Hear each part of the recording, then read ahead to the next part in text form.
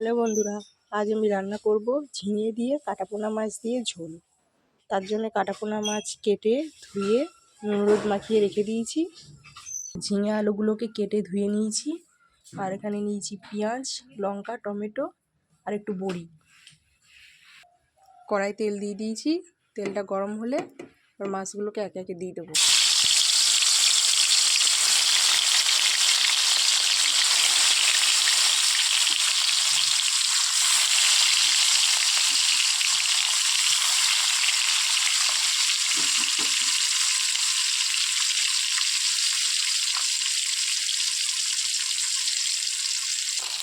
যে মাছগুলো এক পিঠ ভাজা হয়ে গিয়েছে, উল্টে দিয়েছি।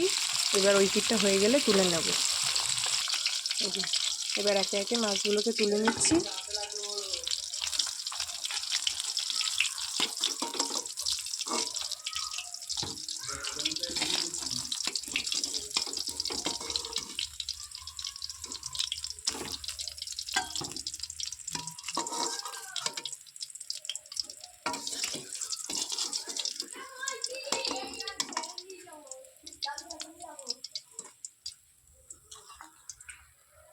মাছগুলোকে তুলে নিয়েছি। এবার ওই মাছ ভাজা তেলের মধ্যেই দিয়ে দেবো একটু পাঁচফোড়ন। পাঁচফোড়ন দেওয়ার আগে বড়িগুলোকে হালকা করে একটু ভেজে নেব।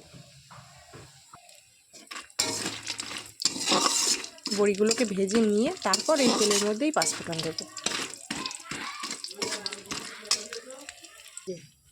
এই যে বড়িগুলোকে লাল করে ভেজে নিয়েছি। এবার বড়িগুলোকে তুলে নিচ্ছি।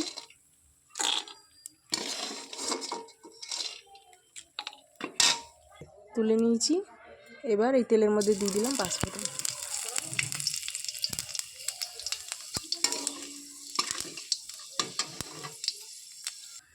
এবার দিয়ে দেবো কাঁচা লঙ্কা। এবার দিয়ে দেবো পেঁয়াজ। দিয়ে হালকা করে একটু ভেজে নেব।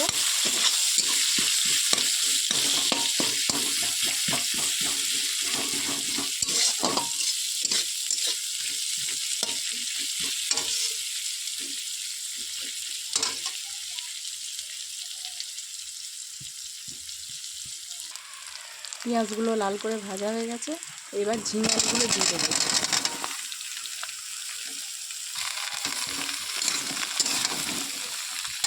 এবার ঝিঙে আলুগুলোকে ওই পেঁয়াজ লঙ্কার সাথে হালকা করে একটু ভেজে নেব।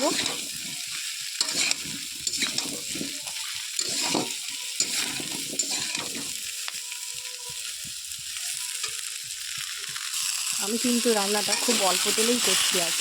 দেখুন, খুব একটা তেল নেই, একদম গায়ে গায়ে লেগে আছে। হালকা করে মাছ দিয়ে, ঝিঙে দিয়ে, বড়ি আলু দিয়ে ঝোল।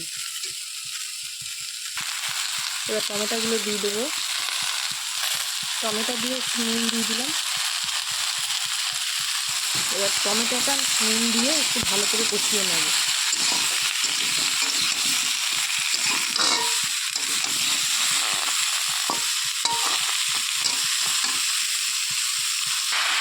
এবার দিয়ে দেবো একটু হলুদ গুঁড়ো। এবার একটু জিরের গুঁড়ো দিয়ে দেবো। এবার একটু ধনের গুঁড়ো দিয়ে দেবো। এবার একটু ভালো করে কষিয়ে নেব।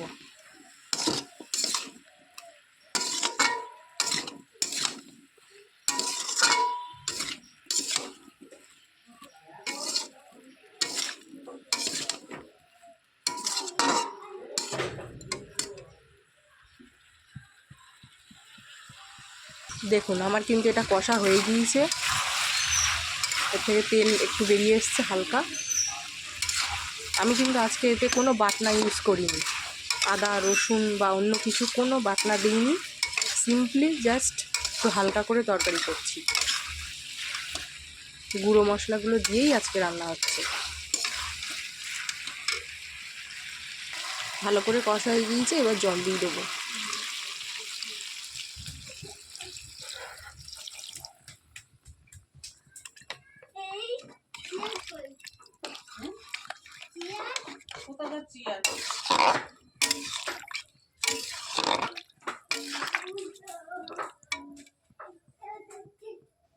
ঝোলটাকে ভালো করে 15-20 মিনিট ফুটিয়ে নেব। ঝোলটা দেখুন ফুটে উঠেছে। আমি এবার ভাজা বড়িগুলো দিয়ে দিচ্ছি।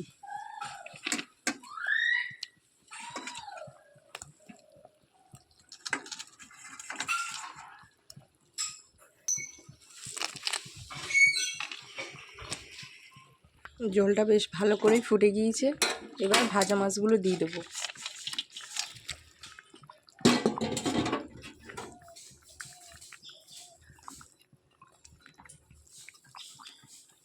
মাছগুলো দিয়ে ঝোলটা একটু ভালো করে ফুটিয়ে নেব। এবার একটু চিনি দিয়ে দিলাম,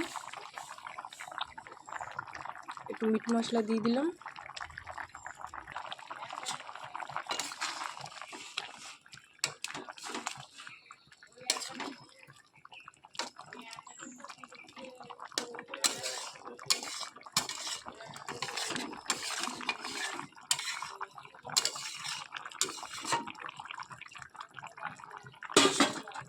প্রায় হয়ে এসছে, আর 5 মিনিট ফুটিয়েই নামিয়ে দেব।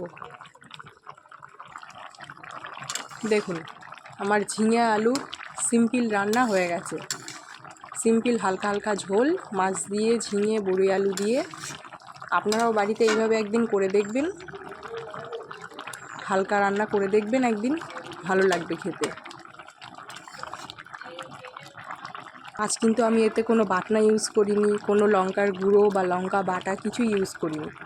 জাস্ট কাঁচা লঙ্কা দিয়ে সিম্পল হালকা তরকারি।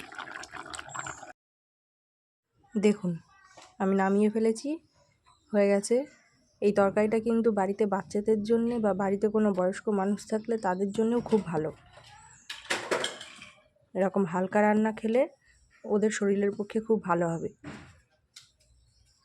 আপনারাও বাড়িতে ট্রাই করে দেখবেন। ভিডিওটি ভালো লাগলে চ্যানেলটিকে লাইক করে সাবস্ক্রাইব করে দেবেন।